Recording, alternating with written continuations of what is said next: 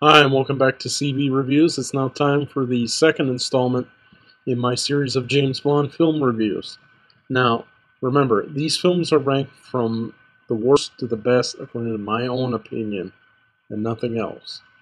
So, without further ado, I now present number 22 on my countdown, the final outing of Roger Moore as James Bond, A View to a Kill.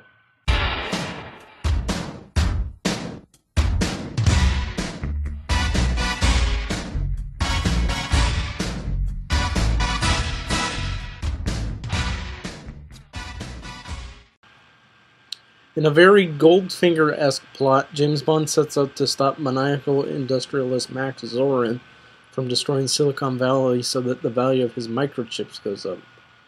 You know, come to think of it, it's kind of like an 80s remake of Goldfinger, only obviously not as good. Now, the good. I actually like Roger Moore in this film, even though the film's actually pretty weak and he's way too old. You know, he's still the Bond that he always was, you know, kind of the fun Bond, whatever, however you want to put it. I also really like the locations in the film. Now, that could be because I have a slight bias towards films that have San Francisco as a setting, but, you know, obviously I'm from the Bay Area, so. And finally, I love the score of the film. I think it's some of John Barry's best work on the entire series. I think it's definitely one of the high points of the film. And now, the bad. The villains. Christopher Walken is, you know, obviously he's a better actor than this film shows. He really has nothing to work with.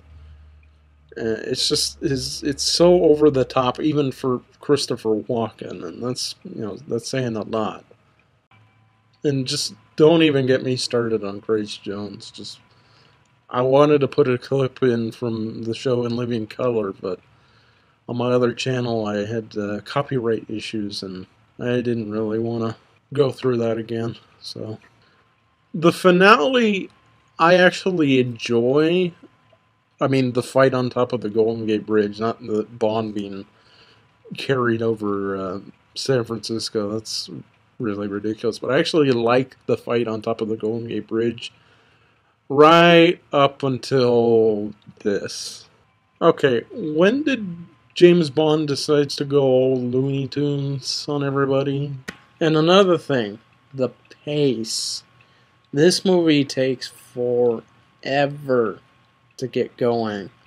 There's this whole section where Bond's investigating a horse farm of Zorans, and it just goes on and on and on and on and on. And it's not the worst movie ever, but it's not a very good movie. Roger Moore looks way too old. I believe he was older than his leading lady's mother. So that's kind of when you need to stop being Bond. I mean, he was already looking old in the previous two movies, but I could actually kind of buy it and say Octopussy, but this one, no. He was too old. It should have been somebody else, is what I'm saying.